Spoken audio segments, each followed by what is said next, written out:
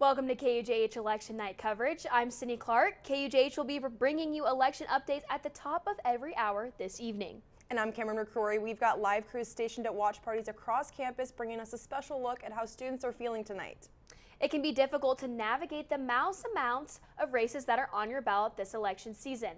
Luckily, KUJH's Ryan Cartman has you covered on what you may find out on your ballot for state elections. The city of Lawrence has multiple state elections on election night, and we'll take a look at 3 of them. Races for state senator, state board of education, and district attorney are all up for grabs. First, we take a look at the 3 Kansas Senate races in Lawrence. Districts 2, 3, and 19. District 2, highlighted in green, pits heavily favored incumbent Democrat Marcy Francisco and Republican David Miller against each other. Francisco has been in office since 2005, while Miller is a former member of the Kansas House of Representatives. District 3 in yellow is being vied for by incumbent Republican Senator Rick Clues and first-time political office seeker Dina Sattler, a Democrat from Topeka. Democrat incumbent Tom Holland has held office since 2009 but decided not to run for re-election. Clues has represented Senate District 19 since 2021, while Sattler will be the first woman with military service to serve in the state Senate. With Clues leaving District 19, highlighted in red, that puts 2 political newcomers in the spotlight looking to win the seat. 33-year-old Democrat Patrick Schmidt, a U.S. Navy veteran, is running against 26-year-old Republican Tyler Weibel, a property developer and general contractor. Lawrence has parts of 2 State Board of Education districts, but we'll take a look at District 6, highlighted in purple, which is being hotly contested this election. Incumbent Republican Dina Horst is not seeking re-election, leaving the seat up to 2 competitors in Democrat Beryl New and Republican Bruce Schultz. New is running on topics like accessible education and increasing graduation rates, while Schultz is running on issues such as school safety and parent-teacher collaboration. The most interesting race to look at for tonight is District Attorney, and for 2 reasons. First, for the first time in 20 years, a Republican will be running for DA, in this case, career prosecutor Mike Warner. The second reason, the incumbent Democrat Suzanne Valdez lost in the primaries, winning less than 10% of the Democrat vote and losing to Dakota Loomis. This leaves a bit of an opportunity for Warner to come in and secure a seat Democrats have held for the past couple of decades. Though Loomis is the favorite in this race, Warner is betting on his experience to win it for him. I have 30 years of experience as a prosecuting attorney, both at the state level and at the federal level. And what this office needs is experience. It needs somebody to come in and fix it because it's going to have to be rebuilt from the ground up. Loomis, on the other hand, is running his campaign on reforming the justice system in the county. I think the system works best when we can trust the system. And trust the system means treating people with dignity and respect, making sure their voice is heard, and making them believe the process has included them in a fair way. With time winding down on Election Day, it's only a matter of time before we see who residents in Lawrence help elect to office. Reporting for KUJH News, I'm Ryan Cartman.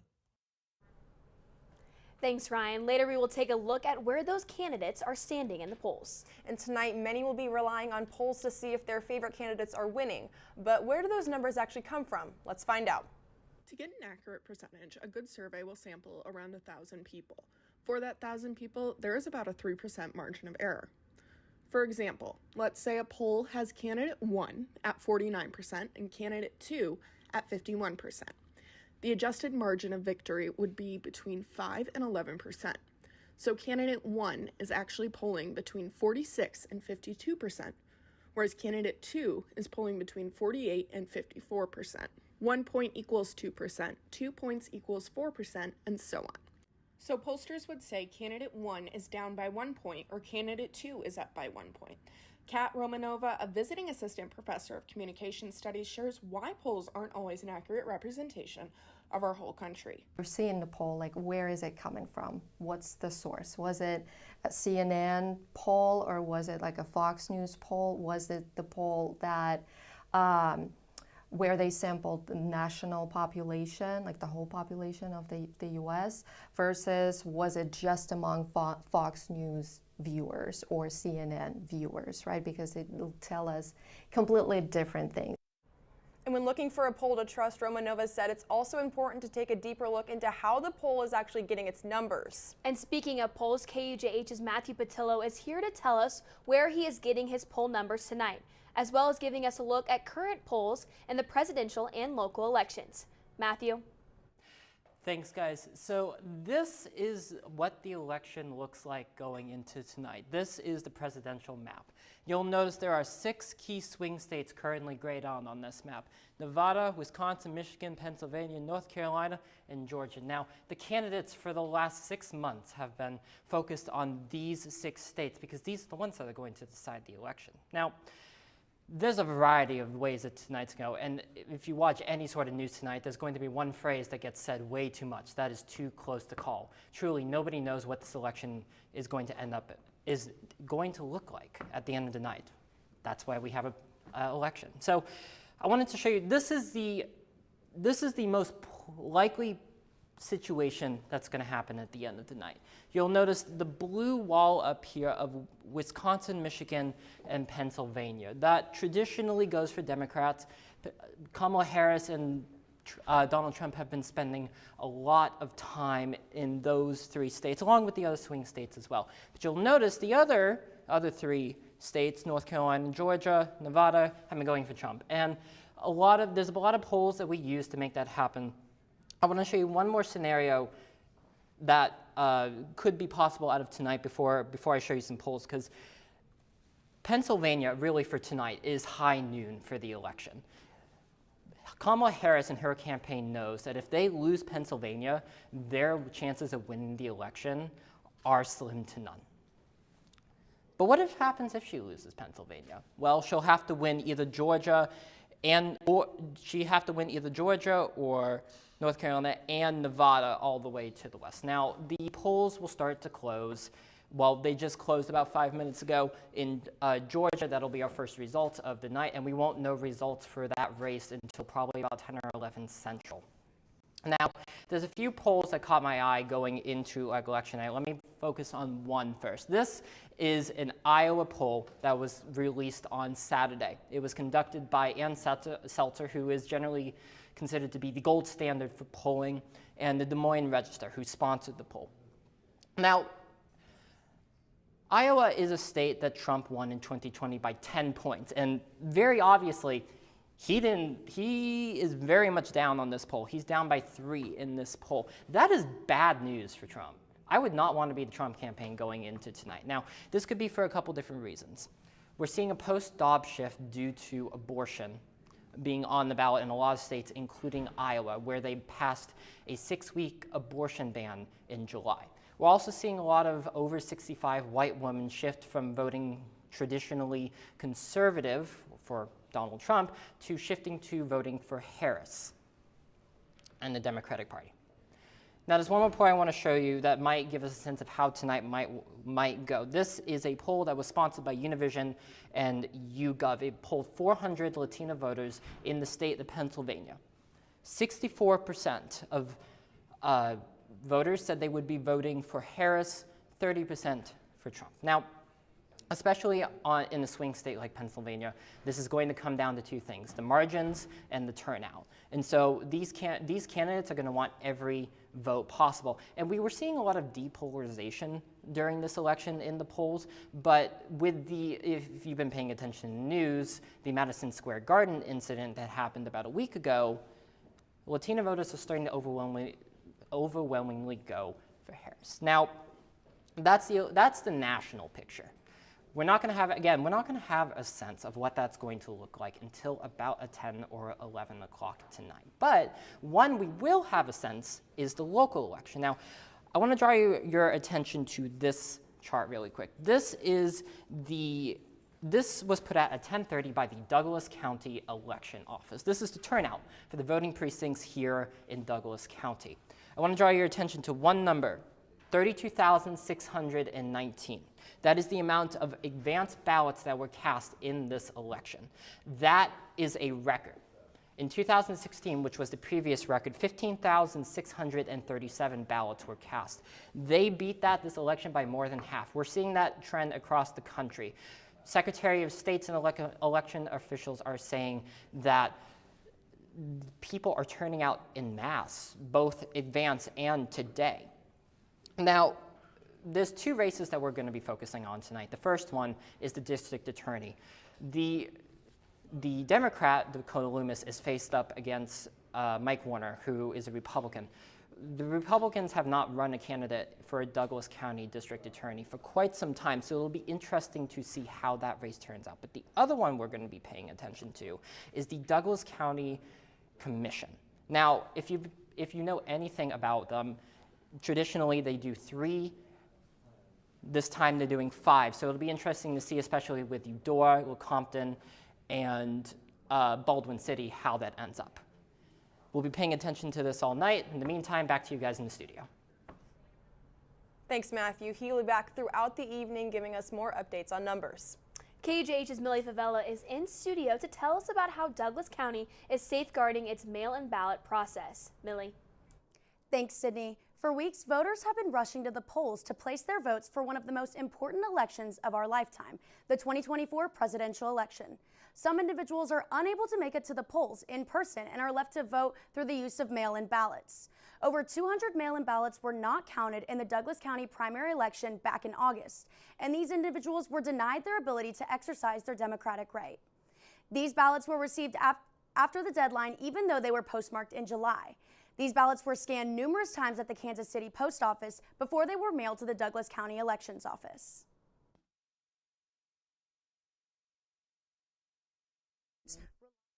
Ballots, their democracy.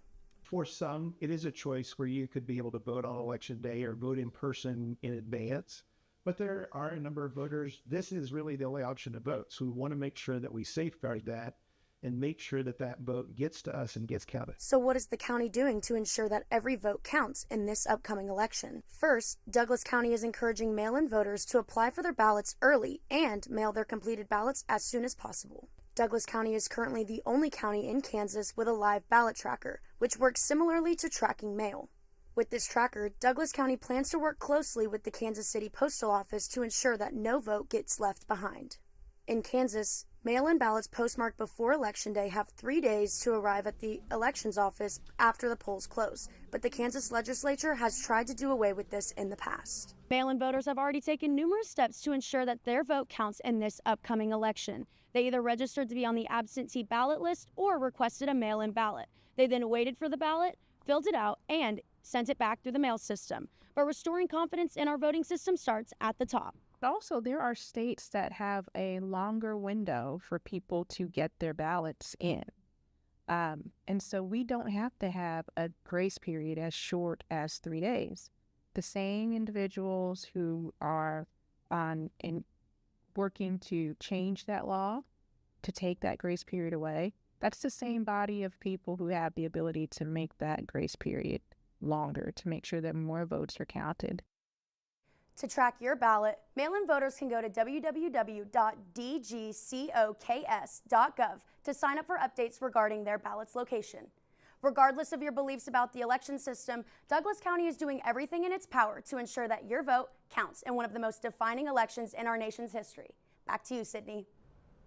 Douglas County residents voted on 24 items on their ballot today, including the presidential race. There are 2 national offices, 4 state, 5 county, 11 judicial retentions, and 2 questions on the ballot.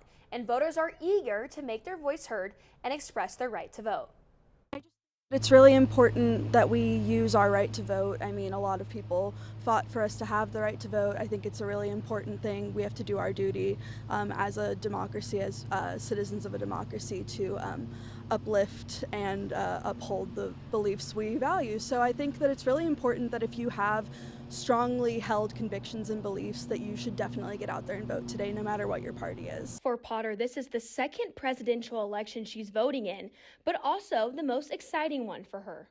I'm definitely more excited this time around, for sure. These options that we have are very important and can decide the fate of our country in the next 4 years. So yeah, I think that it's extremely important and a more interesting election for sure.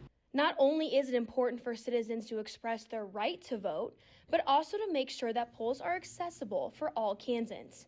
And the Kansas Elections Protection Team is doing just that. Make elections as safe and accessible as possible. Our democracy is strongest when every eligible voter is able to vote, and that's kind of our mission.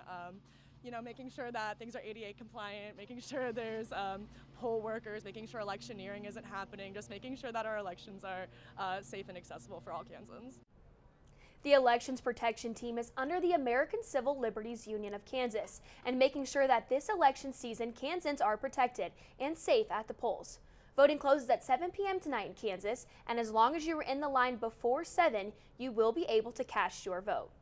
For most college students, this is their first time getting to vote in a presidential election, and many are voting away from their home state. So I went down to Jayhawk Boulevard to ask if students are voting and how they're navigating it. Well, I'm doing the absentee, so I already got my ballot in the mail. All it is now is me filling it out, really, putting it back in the mail, and hoping that they can get it back in time. So it's honestly really simple. Just looked up online, Minnesota absentee ballot, filled out 2 quick forms, and it got to me in probably a week, not even. I'm voting in person, so I'll be going back home on November 5th. I feel like it's going to definitely be chaotic, especially I live in like a blue county, but in a red state. So there are very much a lot of like contradicting views, especially when I go vote. But no, I'm also excited. It's my first time voting in like a presidential election. I'm from Minneapolis, Minnesota, and I'm voting by absentee ballot. It was really simple. My dad just brought a form, just wrote my name out, signed it. He signed it as a witness, and then just submitted my vote.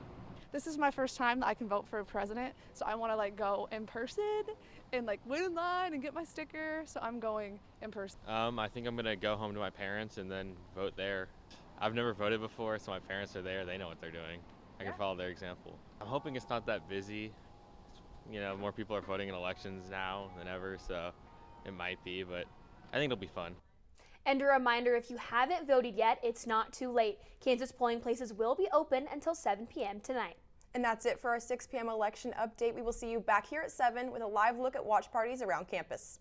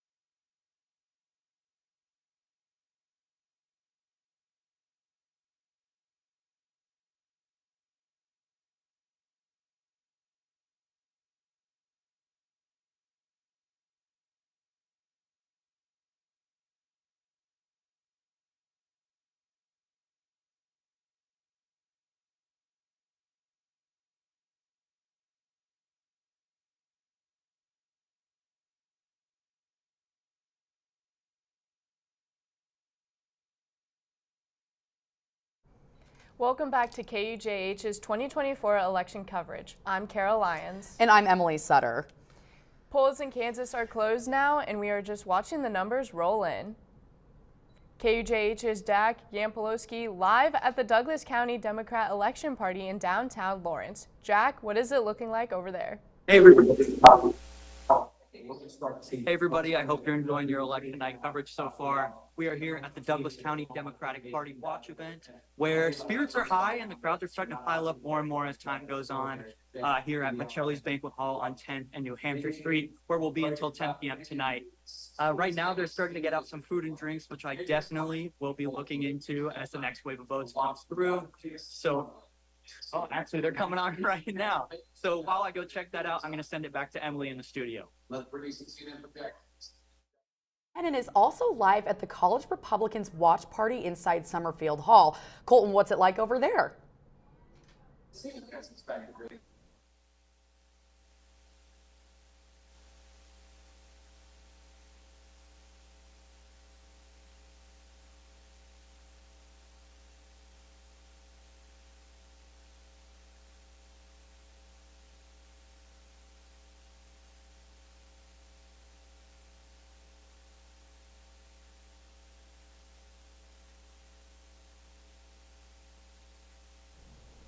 Even though we did have some technical difficulties there, Colton will still be back with updates throughout the night. Now let's throw it over to Cameron here in our studio. Thanks, Emily. Yesterday, I got to sit down with a member of the College Republicans to ask about how they've been preparing for the election and also what policies are most important to them. Let's take a look. Welcome to KUJH 2024 election coverage. I'm Cameron McCrory, and today I am here with Josiah Slothauer, a member of the College Republicans. Josiah, how are you doing today? I'm doing pretty good. Welcome to the studio. Thank you. So, College Republicans, you're a member. What is the mission of College Republicans here at KU? The mission of College Republicans is to represent the Republican Party at the University of Kansas. Amazing. So you and I are both students. For many students, most students, this is their first presidential election that they're getting to vote in. Oh, yes. How have you guys been kind of preparing for that ahead of time? What are you guys looking at? What are you guys discussing? Oh, so let's see. Firstly, I could start with the call-ins that we've been doing. That's with the National College Republicans, actually. So we've been calling nationwide and not just here at the University of Kansas, and been basically like, hey, are you voting today or voting soon? Yeah. And just asking people to vote. We also been tabling, I guess really the big main last thing would be a tabling, which we've been doing with Turning Point USA as well. Basically out here on Wesco, where we set up and we'll have discussions with students and kind of represent our organization, basically. Amazing. So we are now currently one day out from election night. Oh, yeah. Have an interesting night ahead of us. In terms of kind of the issues that are being discussed in this election, what are the big ones that you guys are focusing on or talking about? Yeah, I don't think we've had really like a specific issue that we have focused on really. What's one that kind of has stood out to you guys maybe as more important or especially integral in this election? I would have to say economy on that one. Right. We mainly, I mean, generally we've found that the economy we think would be better under Donald Trump. And so that's kind of been a big issue that, well, one of the issues that we've been bringing up, I would say probably has the most talked about, I would say. Right. There's also been, you know, kind of smaller issues just with by individual basis. So yeah. Yeah, so you mentioned Donald Trump and kind of his policies on that. Throughout, you know, it's the last day of campaigning today. Throughout his campaign, kind of what has been his strengths or weaknesses, or kind of what's he trying to do there?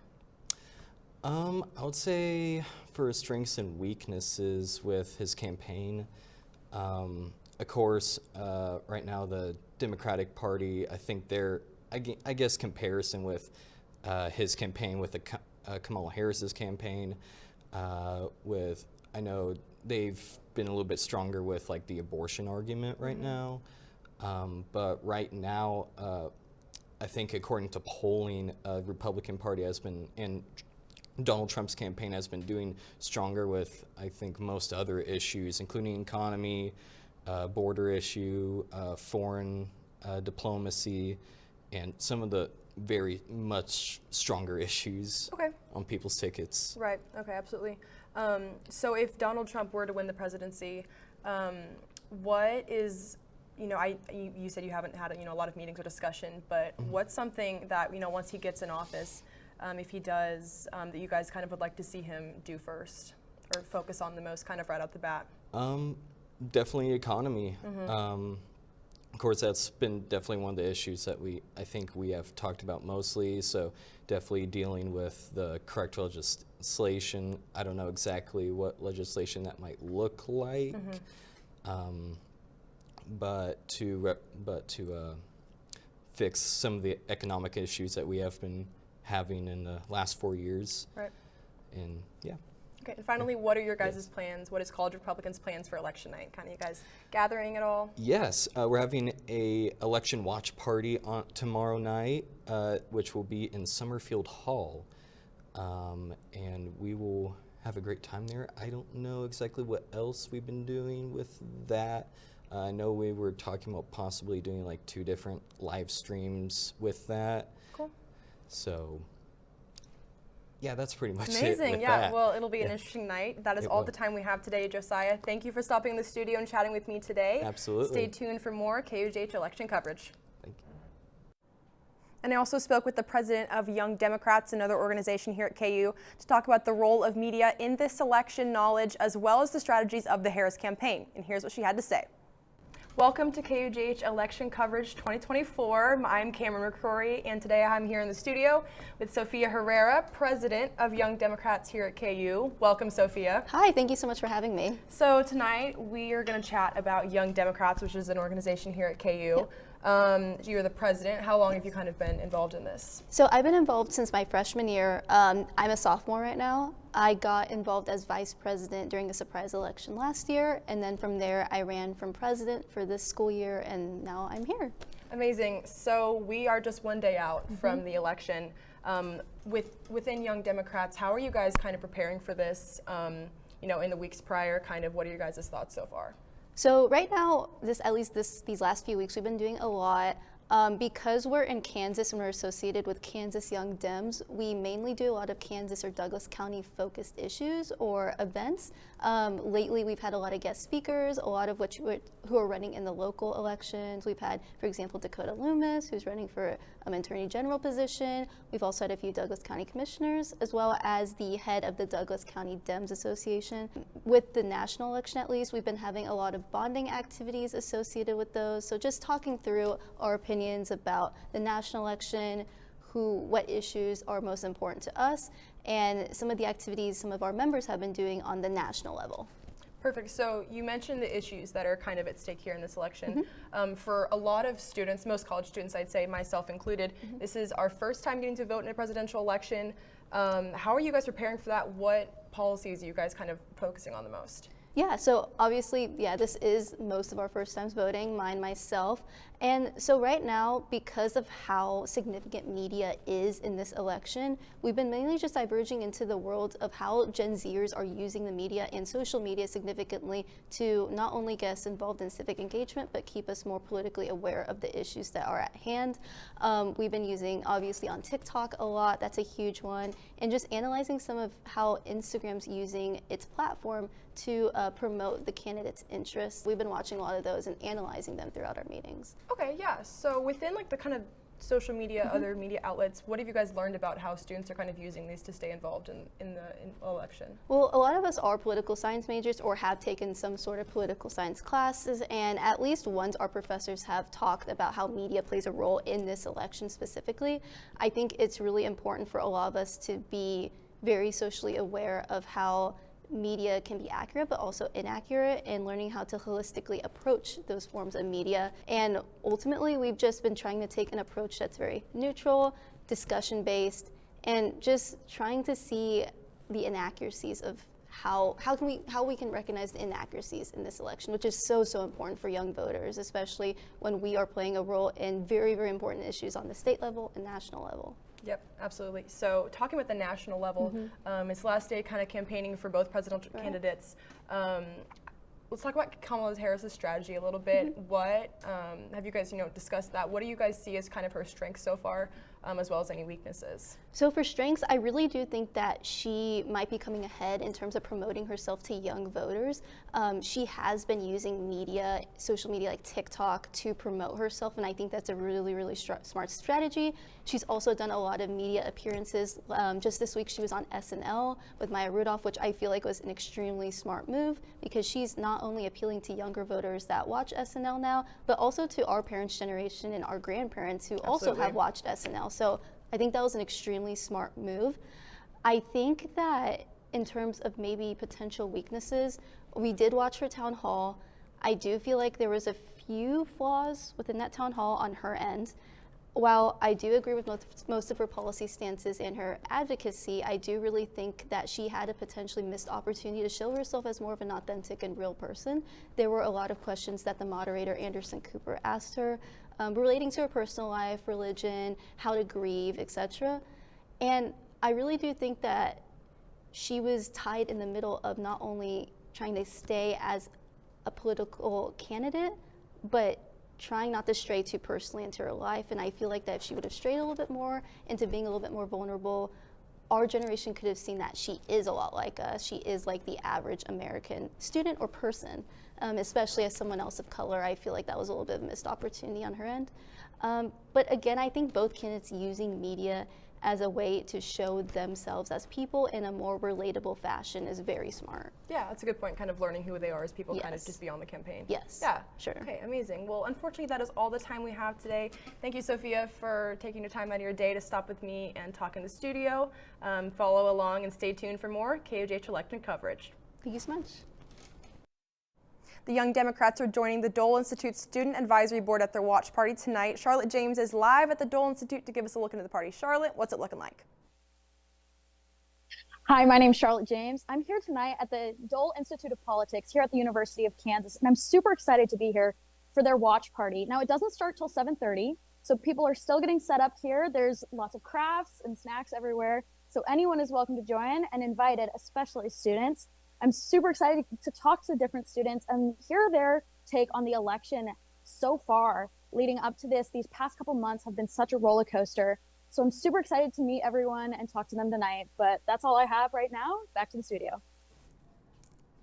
Thanks, Charlotte. Both the representatives from college Republicans and Young Democrats discussed the important role of social media in this election cycle.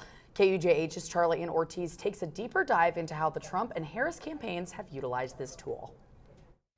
As the 2024 presidential race heats up, social media is once again proving to be a powerful tool. Trump and Harris use platforms like TikTok, X, and even podcasts to share their campaign messages. However, each candidate has developed a unique approach to their social media strategy. Donald Trump is no stranger to the social media world. Known for his unfiltered style, Trump uses X and his platform Truth Social as his go-to channels for engaging directly with supporters. His messages are often bold and blunt.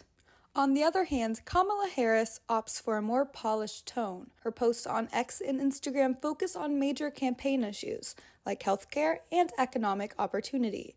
In TikTok, Harris and her team often share lighter behind-the-scenes moments, aiming to reach a younger, diverse audience. Beyond social media, both candidates are active in the podcast space. Trump has been recently appearing on conservative podcasts like Joe Rogan's The Joe Rogan Experience and the Nelk Boys' Full Send podcast. Coming to the speech. I'm making a speech in a little while. Are you? As soon as I'm finished with you. Oh my God. Harris has taken a different approach, appearing on diverse podcasts like Alex Cooper's Call Her Daddy and The Howard Stern Show. Madam Vice President, welcome to Call Her Daddy.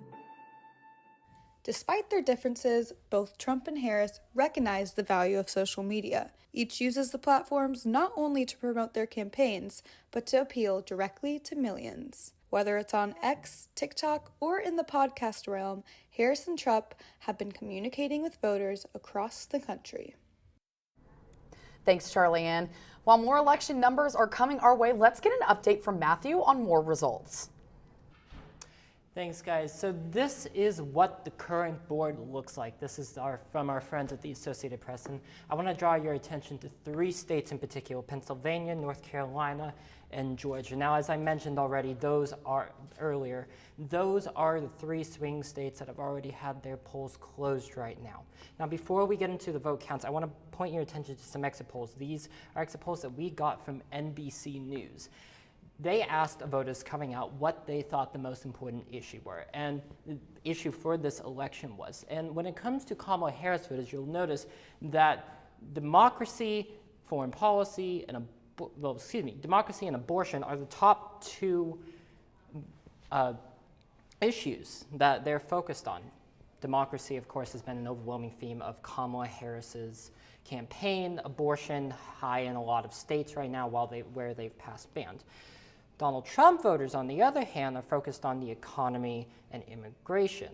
Again, those are the 2 overarching themes of Donald Trump's campaign. So a lot of what the campaigns have been doing over the last 6 months is really pandering to their voters and trying to get turnout. So let's take a look at some numbers. Now, I showed you already that Georgia is red. This is what it looks like right now. Donald Trump's 56% to Kamala Harris's 43%. North Carolina, it's looking good for Harris, 55% to Trump's 44%. And Pennsylvania, 76% for Harris and 23% for Trump. Now, those are very, very early returns. You should give absolutely no credence to those numbers about what's going to happen here in the next 3 or 4 hours. But it's important to know where we are in the standing right now, because these are very early returns. These are people who voted early maybe, or cast absentee ballots, or put in advance ballots. So it seems like these are breaking very nicely for Harris, but as I said, pay no credence to these numbers. You gotta wait till every last ballot is counted. We'll have more as the night goes on. Hopefully we'll have some local updates, as well as our polls just closed about 15 minutes ago. Back to you guys in the studio. Thanks, Matthew. Tonight we are partnering with Good Morning Indian Country, who is covering some of the key races and issues in Indian Country. Allison and Shia, what stories are you covering?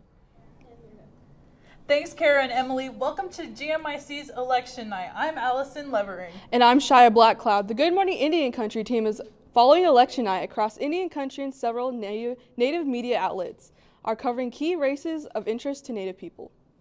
ICT's live broadcast Native Vote 2024 Election Night Live is happening now, offering live updates through 9 p.m. Eastern Time on ICT's website and on FNX.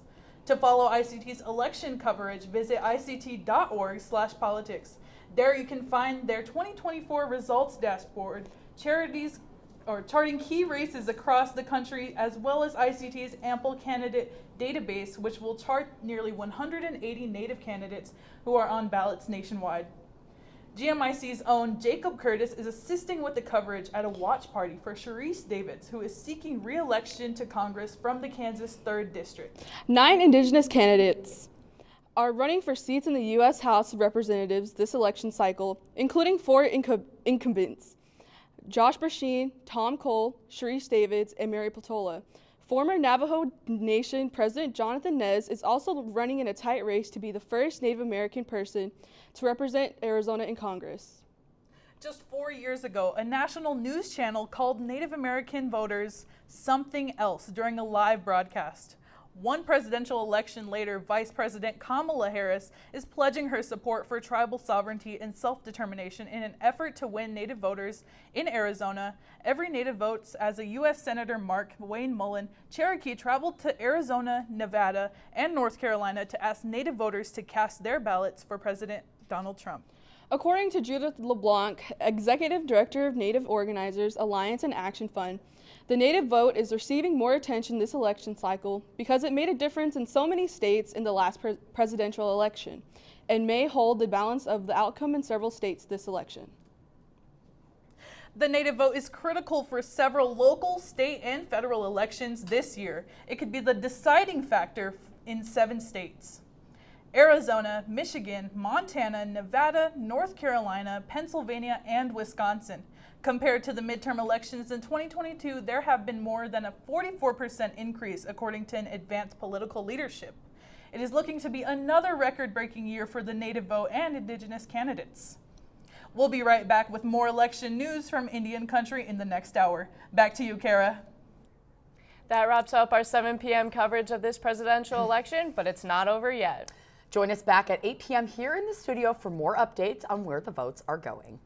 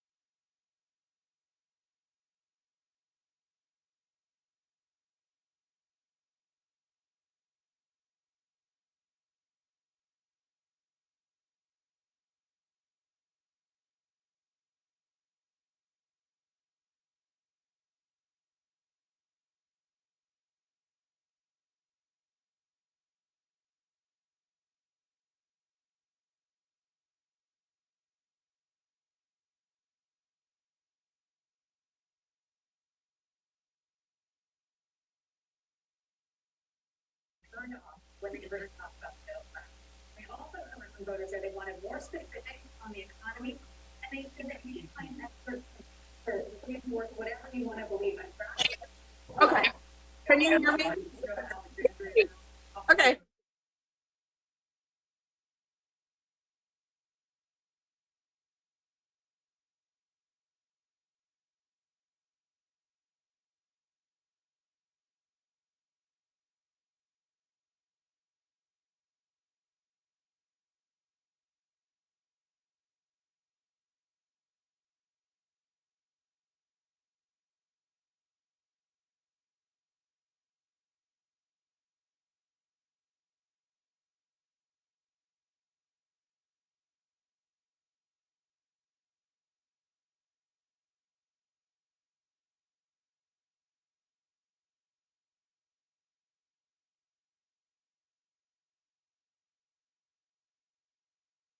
Yeah, I'm not good.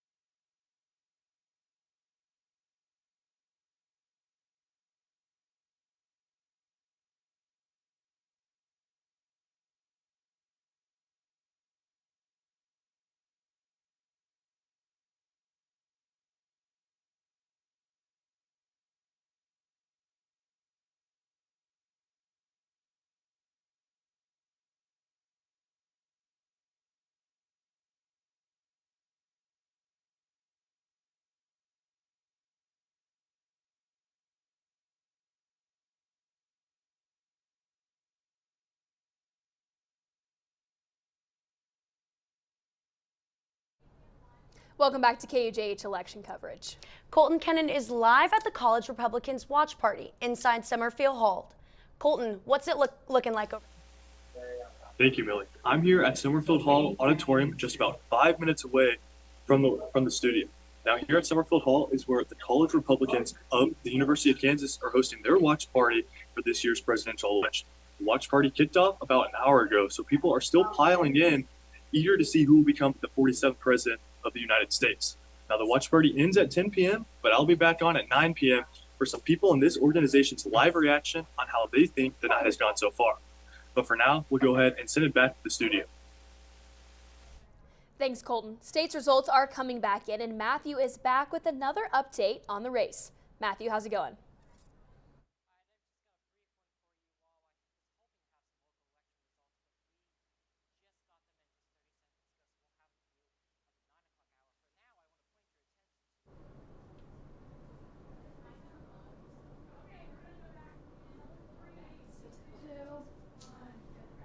Having some technical difficulties there, but thanks, Matthew.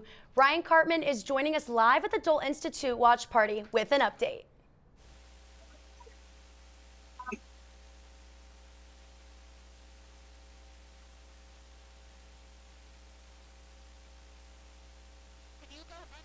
And I am right now here with Anna Sophia Lahovry.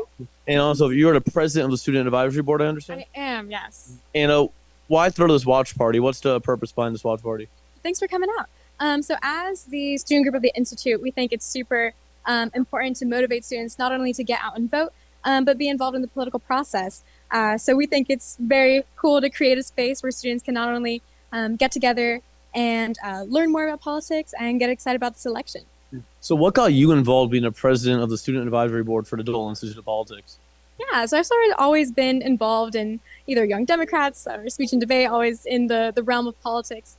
I've worked for Representative Sharice Davids and currently worked at the State Department. So definitely in the world of government and politics. So I started volunteering here at the Dole Institute my freshman year, ended up working my way up to SAB coordinator or president, which is where I am now. And I think we have a really cool mission of bipartisanship and offer amazing not only volunteer opportunities, but professional development opportunities for students here at KU.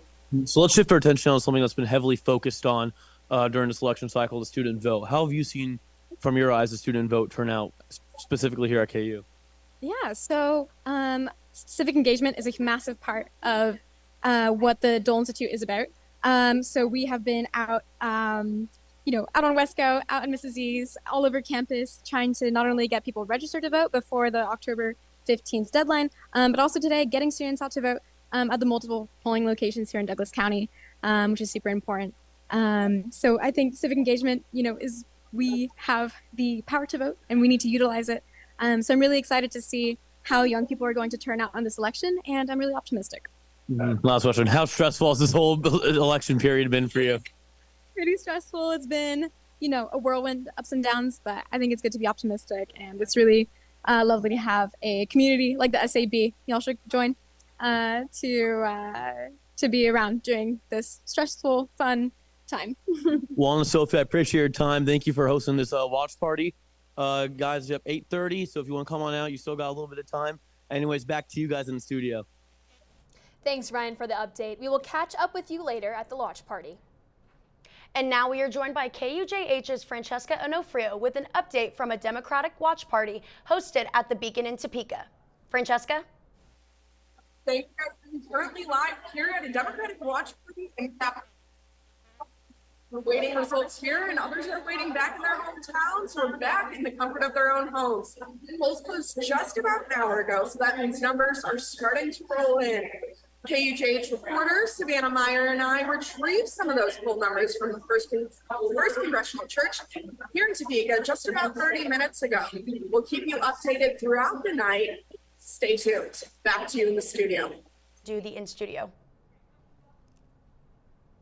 Thanks for the update, Francesca. Matthew is joining us back in studio for an update on state results that are coming in. Matthew.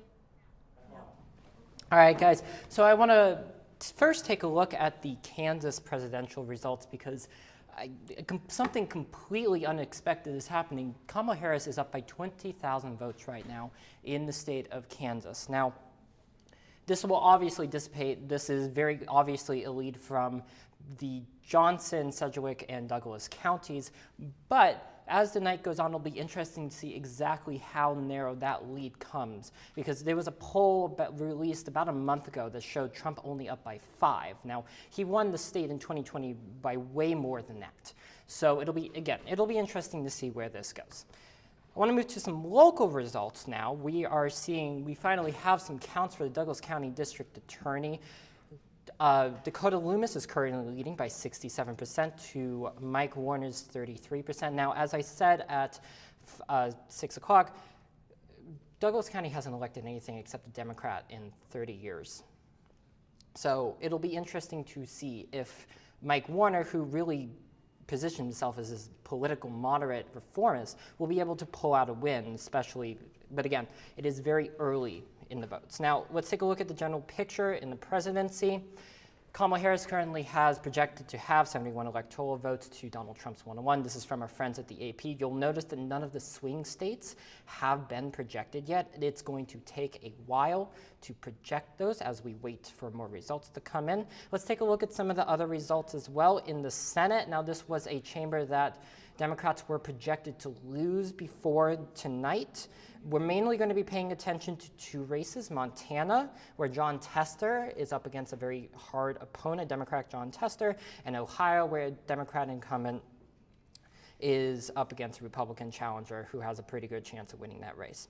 In the House, we're going to be paying attention to, locally, we're going to be paying attention to Sharice Davids, Kansas 3, who is up against a Republican challenger. That race is widely expected to go Democratic, but again, it's Kansas. A lot of things can happen, and it's still early in the night, so we'll be paying attention to those races as the night goes on. Back to you guys in the studio.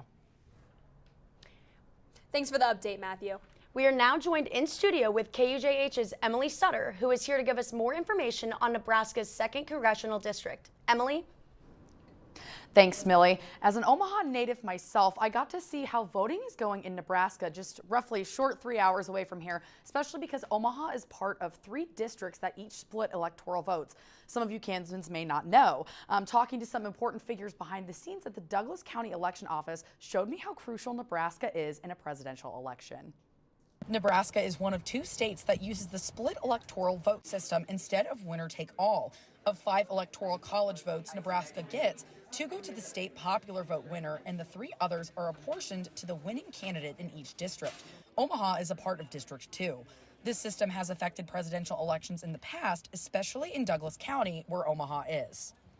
President Obama won this district while the rest of the state went red.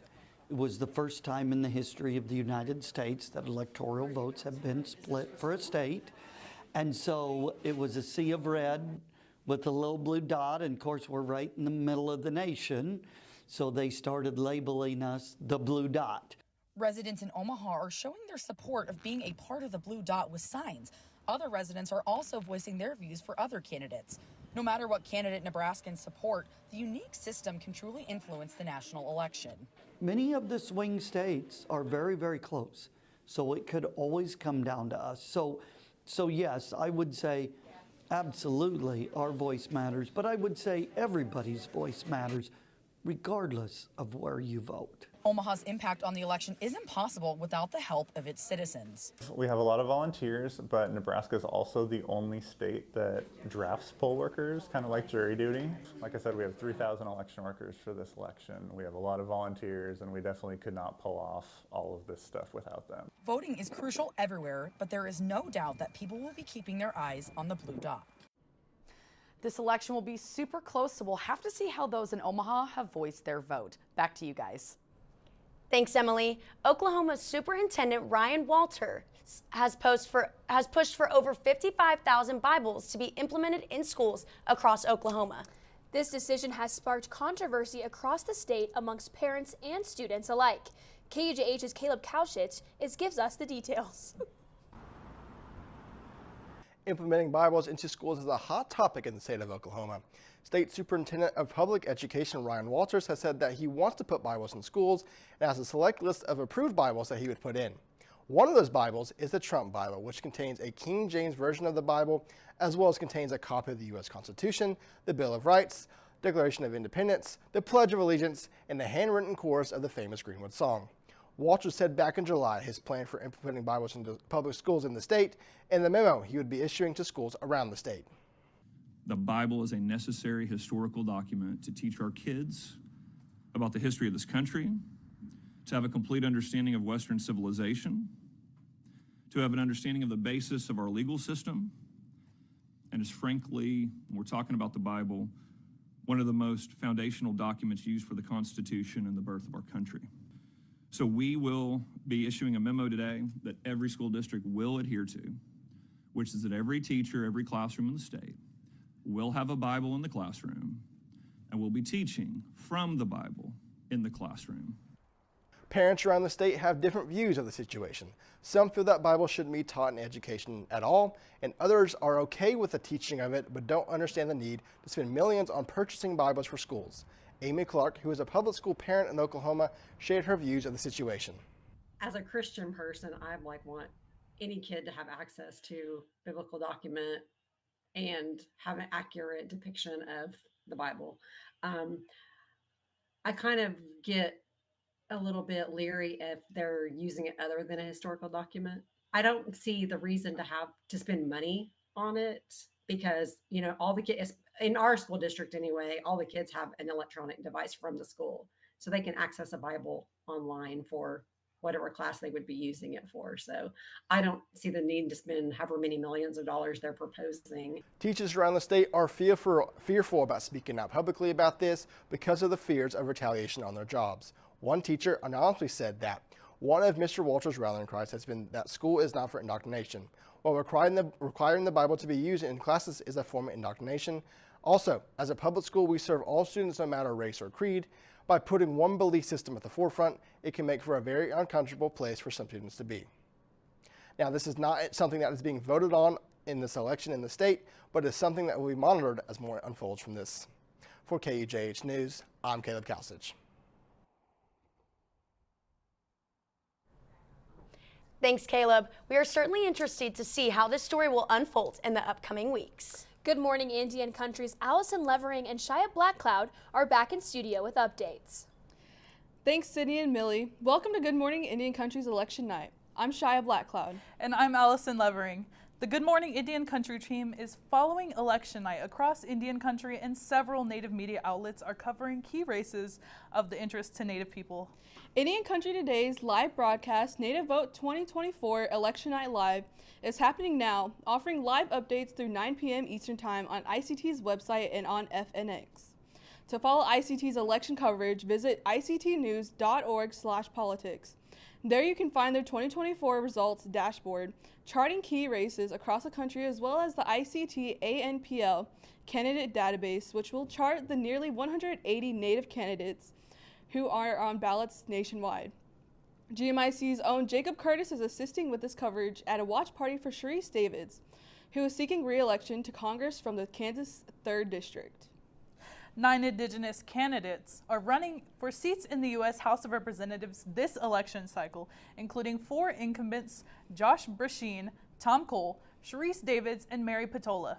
Former Navajo Nation President Jonathan Nez is also running in a tight race to be the first Native American person to represent Arizona in Congress. 4 years ago, a national news channel called Native American voters something else during a live broadcast.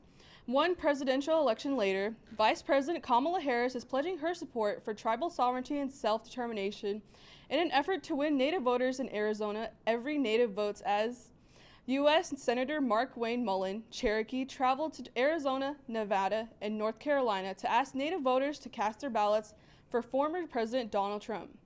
According to Judith LeBlanc, Executive Director of Native Organizations Alliance and Action Fund, the Native vote is receiving more attention this election cycle because it made such a big difference in so many states the last presidential election, and may hold the balance of the outcome in several different states this election. Indian Country Today spoke to some tribal leaders about what issues are the most important to them and their tribal citizens in the 2024 presidential election. One consistent concern is having a good relationship with the United States government. Principal Chief of the Cherokee Nation, Chuck Hoskin Jr., said that their issues being represented through policies and agencies in the government is what's important to the Cherokee Nation. Another important issue is health care. Law, justice, and public safety programs have also been a Cherokee Nation's radar since the post-McGirth era. The Supreme Court case that ruled eastern Oklahoma is still tribal lands since it was never disestablished by Congress. Hoskin mentioned the need for language revitalization and the responsibility the government has in reversing the erosion of indigenous cultures and languages. We'll be right back with more election news from Indian Country in the next hour. Back to you, Millie. Thanks, Allison and Shia. That's all we have for now. KUJH News will be back with more election results at 9 p.m.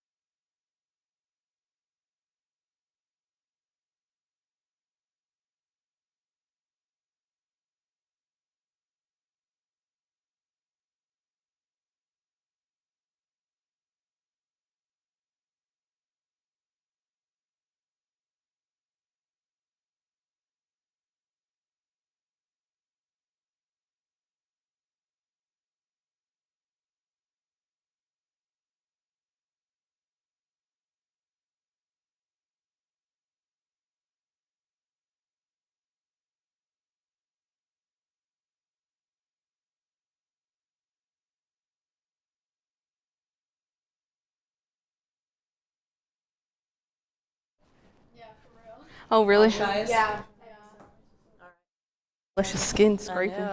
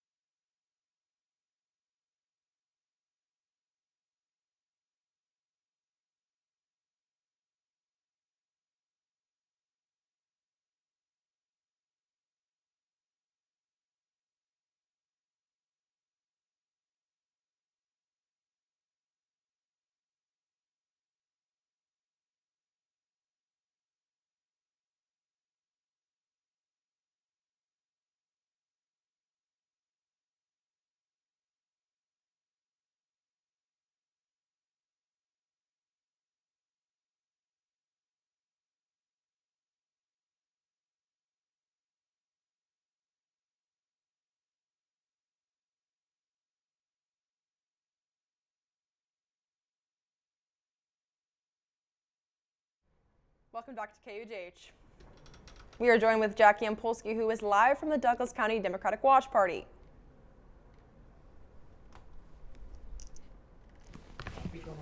Thanks, guys. We are here still at the Democratic Party Watch Party here on 10th and New Hampshire. We're having a great time here, talking to a lot of faces, very enthusiastic. As you can see behind me, the crowd has built up a lot tonight. We've seen a lot of the big reactions to big states like New York, and we're also seeing a lot of the battleground states kind of start to form a little more and more. So it's going to be really exciting as the night goes on. We're seeing a lot of the states on the West Coast and Western area start to have a little more progress in their voting counts, but a little bit of confusion happening in Nevada. So we're going to wait to see what happens there. But until then, we're going to stick around and kind of see what goes on here. It'll be a good time. Thanks, guys. Thank you, Jack. We are now given another update on the numbers from Matthew. All right, we've got some more local results for you guys. At the Douglas County Commission, all 5 Democrats are currently in the lead with more than 10 points between them and their opponent. Hopefully we'll be able to call that race soon, and hopefully those vote counts will finish up so we can bring you some more results. In the Douglas County District Attorney race, Dakota Loomis is currently leading his opponent, Mike Warner, 66-33. Again, this was expected, as we said at the beginning of the night. Douglas County has not elected a Republican to a post in about 30 years. In Kansas, for the presidential race, unfortunately, Donald Trump has taken the lead against Kamala Harris.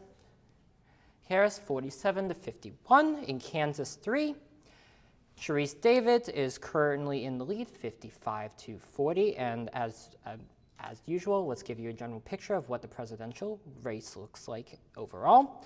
Right now, our swing states, Pennsylvania, Georgia, Wisconsin, Minnesota, are still at play. Kansas as well has not been called yet. Again, we'll keep an eye on this as the night goes on. Back to you guys in the studio. We check in once again with Colton Kennan with another update from the Republican Watch Party. We are coming up on hour 2 of the College Republicans Watch Party at the University of Kansas. We are in Summerfield Hall. I'm with Garrett Myrick. He's the vice president of this organization. Garrett, what's kind of the motive for this watch party, and can you tell me a little bit about the organization? So So thanks for having me. And so the motive around this, we just wanted to host a watch party and get some people on campus to come. We have around 15 people here so far. It's been a fun night, so yeah. College Republicans, and Turning Point. So I'll start off with Turning Point. So Turning Point, we're an organization that promotes free speech for just anybody. Not really technically affiliated with a political party, but you could maybe say we're more right-leaning. But we promote free speech, whether you're Republican, Democrat. We just want people to be heard in that sense. And then we're also kind of combined with the College Republicans, since pretty much everybody in both are pretty much, in the same ballpark there. So, we consolidated there. So we do have some level of connection with the state GOP. So, yeah. Yeah, and you and I were talking just a second ago. It is a little too early to know, but we just saw some of the next wave polls come in. How are you thinking the night's going so far for the Republican Party? So, I think it looks good so far. It's still too early to call. I would say it's looking a lot like 2016 probably, but anything could happen. It's close. In Pennsylvania and Wisconsin, those blue wall states, the Rust Belt, will probably decide the election. So I think North Carolina and Georgia are starting to maybe tilt red a little bit. So, yeah, it's looking good so far. So. Sweet. Well, thank you, Gary. We'll be back at 10 p.m. for another update right here. The watch party does end at 10 p.m., but we'll be back with more results, and we'll go ahead and send it back to the studio. Thank you for the update, Colton. This election has been filled with celebrity endorsements for both Donald Trump and Kamala Harris, with personalities such as Joe Rogan, Elon Musk, and Dana White backing Trump, and Oprah Winfrey, Mick Jagger, and Viola Davis giving their nod to Harris. This all raises the question, how impactful are these endorsements actually when it comes to swinging votes? KUJH's Charlie Ann Ortiz tells us more. Election day is approaching and stars have been taking sides. But do celebrity endorsements truly affect people's opinions? Let's start with what the word means. Endorsement is giving one's public approval or support of someone or something. The history of celebrity endorsements in politics goes back decades, but one of the most iconic examples was back in 2008 when Oprah Winfrey endorsed Barack Obama. The University of Maryland calculated that Winfrey's endorsement was responsible for approximately 1 million additional votes for Obama. So the question still remains, how effective are these endorsements? This year is no different. We are seeing many stars getting involved. Artists like Taylor Swift, Chappell Roan, Billie Eilish, Cardi B, Kid Rock, and many more have all taken public stances. Even tech mogul Elon Musk has weighed in on the political scene. Taylor Swift is once again making the headlines. After endorsing Kamala Harris, reports show that over 400,000 people visited vote.gov from her link in just 24 hours. On the other hand, Elon Musk is giving away $1 million a day to registered swing state voters who have signed his campaign. The reach of endorsements is undeniable, but what is the true effect? I went to the streets of Jayhawk Boulevard to ask students if a celebrity endorsement would affect their opinion.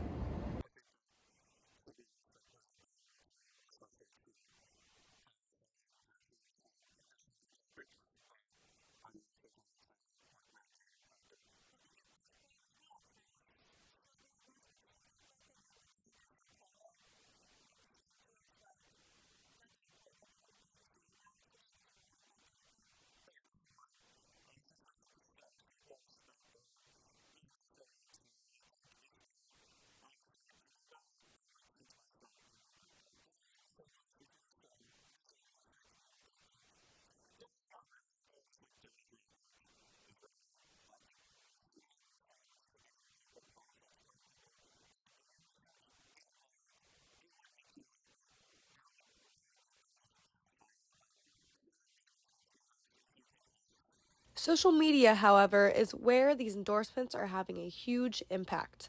Posts from stars can reach millions of people within hours. Engagement levels show just how much of a platform celebrities have in today's political election. It is clear that celebrity endorsements can bring attention to candidates and causes, but in the end, the decision lies with the voters. Whether you follow your favorite celebrity's lead or stick to your own opinion, it is most important that you're educated and that your voice is heard.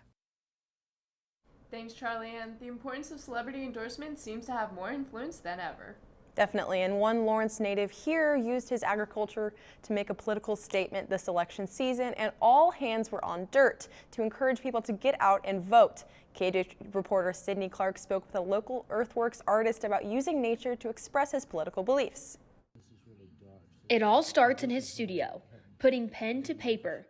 Then he goes to nature's canvas. Yeah, I always find an image that I like. I like this one because it's not a big smile, but it's uplifting. She's looking up with, hope, and I think it reveals her strength and her stamina and her beauty and her intelligence and all of that.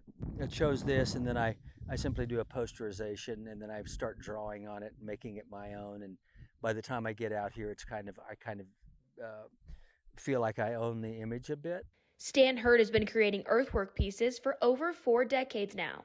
Instead of using a sticker or a yard sign to express political beliefs, he uses sand, grass, compost, and land as his material for his work. His recent piece of Vice President Kamala Harris and Governor Tim Walz caught eyes this election season, but it was a gamble for him. He started working on this piece only 10 days before she announced her run for office. We felt like that was an inevitability, and so we gambled that we would create this portrait and that it would all come to fruition. When it did, it kind of made us look smart for about 3 minutes. If it hadn't happened, nobody would have known about it, so it wouldn't matter. Hurd completed the other half of the piece with Governor Tim Walz shortly after Vice President Harris announced him as her running mate. Thanks, Kara and Cameron. Welcome to Good Morning Indian Country's Election Night. I'm Allison Levering. And I'm Shia Blackcloud. The Good Morning Indian Country team has been following election night across Indian Country and several Native media outlets are covering key races of interest to Native people. At this hour, Indian Country Today's live broadcast, Native Vote 2024 Election Night Live, is wrapping up its live coverage. To follow ICT's election coverage, visit ict.org/politics. There you can find the 2024 results dashboard charting key races across the country, as well as the ICT ANPL candidate database, which will chart nearly 180 candidates who are on the ballots nationwide. Good Morning Indian Country's own Jacob Curtis is assisting with his coverage at a watch party for Sharice Davids, who is seeking the re-election to Congress from the Kansas 3rd District. 9 Indigenous candidates are running for seats in the U.S. House of Representatives this election cycle, including 4 incumbents: Josh Brasheen, Tom Cole, Sharice Davids, and Mary Patola. Former Navajo Nation President Jonathan Nez is also running a tight race to be the first Native American person to represent Arizona in Congress. 4 years ago, a national news channel called Native American voters something else during a live broadcast. One presidential election later, Vice President Kamala Harris is pledging her support for tribal sovereignty and self-determination in an effort to win Native voters in Arizona, even as U.S. Senator Mark Wayne Mullen Cherokee traveled to Arizona, Nevada, and North Carolina to ask Native voters to cast their ballots for former President Donald Trump. According to Judith LeBlanc, Executive Director of Native Organizations Alliance and Action Fund, the Native vote is receiving more attention this election cycle because it made such a difference in so many states the last presidential election and may hold the balance of the outcome in several states in this election. That is why the Kansas City Indian Center has worked so hard to encourage Native voters in our area to register to vote and show up at the polls. KCIC partnered with the Indian National Urban Indian Family Coalition's Democracy is Indigenous project. You can learn more about their work on their website, nuifc.org. We want to thank the Kansas City Indian Center for partnering with us to bring you stories and updates on election night and throughout the year, sharing our stories about their work. And we want to thank them for our powerful Indigenous is Democracy t-shirts as we represent our Native sovereignty and self-determination in the newsroom. Representing the Meskwaki Nation in Tama, Iowa, and the Winnebago Tribe of Nebraska and the Omaha Tribe of Nebraska. We will be back with more election news from Indian Country in the next hour. Back to you, Cameron. Thanks, Allison and Shaya. That's all we have for now. KUJH News will be back at 10 p.m.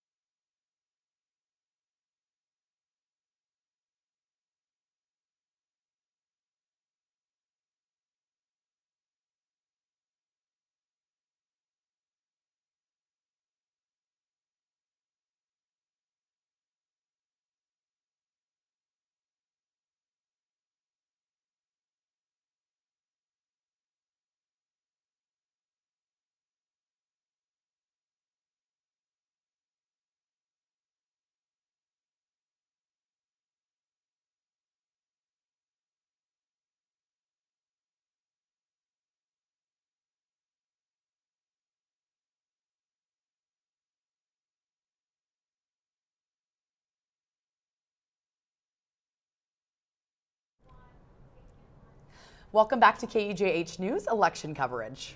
For the last time tonight, Colton Kennan is joining us from the College Republicans Watch Party at Summerfield Hall. Colton? As the election party from Summerfield Hall is wrapping up tonight, there has been a lot of smiles and cheers from the Republican Party. Even hope that there might be some results that we'll know tonight. Now, the Republican Party is happy because Donald Trump has performed very well so far early this evening. He took Iowa and just also took the state of Kansas. He is neck and neck with Harris in Arizona, and it's looking like Harris might need to win all three wall states in Wisconsin, Pennsylvania, and Michigan in order to get to 270. Now, it is still early in the night, and the results are still coming in, and we'll go ahead and keep you updated as the results follow in. But for now, we'll go ahead and send it to the studio. Thanks for joining us tonight, Colton. Now, Harrison Berg is giving us a final look into the Douglas County Democrats Watch Party. Harrison, what's it looking like? We're still here at the Democratic Party Watch Party. The electoral votes for California just came in. That's 55 votes for Kamala Harris. So the race is starting to even out just a little bit more as we approach the end of the night. Attendance is starting to dwindle as we start to get towards the 11 o'clock hour, but we're still here strong with a lot of support for the Democrats here on election night. Thanks, Harrison, for giving us a peek into election night in downtown Lawrence. Allison and Shia are back in studio to tell us about how the elections will impact Indian Country. Thanks, Emily and Millie. Welcome to Good Morning Indian Country's election night. I'm Shia Blackcloud. And I'm Allison Levering. It's been a busy election night across Indian Country, and even as we wind down our coverage tonight, there's still much more election news to follow. To keep up with the latest results, visit ictnews.org/politics. There you can find their 2024 results dashboard, charting key races across the country, as well as the ICT ANPL candidate database, which will chart the nearly 180 Native candidates who are on ballots nationwide. 9 Indigenous candidates are running for seats in the House of U.S. Representatives this election cycle, including 4 incumbents: Josh Brasheen, Tom Cole, Sharice Davids, and Mary Patola. Former Navajo Nation President Jonathan Nez is also running in a tight race to be the first Native American person to represent Arizona in Congress. 4 years ago, a national news channel called Native American voters something else during a live broadcast. During this election cycle, Vice President Kamala Harris pledged her support to tribal sovereignty and self-determination in an effort to win Native voters in Arizona, even as U.S. Senator Mark Wayne Mullen, a Cherokee, traveled to Arizona, Nevada, and North Carolina to ask Native voters to cast their ballots for former President Donald Trump. According to Judith LeBlanc, Executive Director of Native Organizations Alliance and Action Fund, the Native vote is receiving more attention this election cycle because it made a significant difference in so many states the last presidential election and may hold the balance of the outcome in several states this election. That is why the Kansas City Indian Center has worked so hard to encourage Native voters in our area to register to vote and show up at the polls. KCIC partnered with the National Urban Indian Family Coalition's Democracy is Indigenous project. You can learn more about their work on their website, nuifc.org. We want to give a big thank you to the Kansas City Indian Center for partnering with us to bring you stories and updates on election night throughout the year, sharing stories about their work. And we also want to thank them for our powerful Democracy is Indigenous t-shirts, as we represent ourselves as Native people and represent our Native sovereignty and self-determination in the newsroom. Representing the Meskwaki Nation in Tama, Iowa, and representing the Winnebago Tribe and Omaha Tribe of Nebraska. We're glad you could join us for the GMIC election night, and we'll see you at our regular time Wednesday morning, November 18th at 11 a.m. As always, stay good, Indian Country. Emily, Millie, back to you. Thanks, Allison and Shia. Matthew Patillo is back with a final update on current results. Matthew? All right, so we have all of the local results in here in Douglas County and in Lawrence, where there were 2 questions on the ballot. Question 1 was on whether there was a strong mayor. Lawrence would switch to a strong mayor system as opposed to its weak mayor system that it has now. Lawrence voted that down with 51% saying no. Question 2 was a sales tax question, whether to add a half cent onto the sales tax so that homelessness and social services could be funded. Lawrence voted yes for that, 53%. In the Douglas County Commission race, all 4 Democratic candidates for Douglas County Commission won their races handily, but by 10 points or more. In the Douglas County District Attorneys, with 100% reporting, Dakota Loomis has won the race with 65% of the vote. In Kansas, the AP has called Kansas voting for Trump, 55-43. In Kansas 3rd, NBC News has called Sharice David's race, Kansas 3 House, for her, 54%. We should note that AP has not called this race yet, as well as most major news organizations. This is where we're at the end of the night. You'll notice that California and Washington have both gone for Kamala Harris, as they did just at the 10 o'clock hour. However, every single swing state, every single battleground state, Nevada, Arizona, Wisconsin, Michigan, Pennsylvania, and Georgia and North Carolina are all still in play. Votes are still being counted in all of those states. We will likely not have results for those races until well into tomorrow. In Senate, again, a lot of races are still being counted when it comes to Montana and Ohio, which are the 2 focuses of the night. Those are leaning Republican right now, but those votes are still being tallied. And with the House, there are still a lot of votes and a lot of races still up in the air. We'll have more results on that later in the week. Back to you guys in the studio. Thanks for keeping us updated with results, Matthew. Although final results across the country are still rolling in, KUJH will have an update with current results on our website, kujhnews.com, tomorrow. That's all we have for you tonight, but we'll keep you updated, and we'll have more reactions and updates about the election for you right here on Thursday at 11 a.m. On behalf of the KUJH crew, thanks for tuning in for our exclusive 2024 election coverage. Have a great rest of your evening.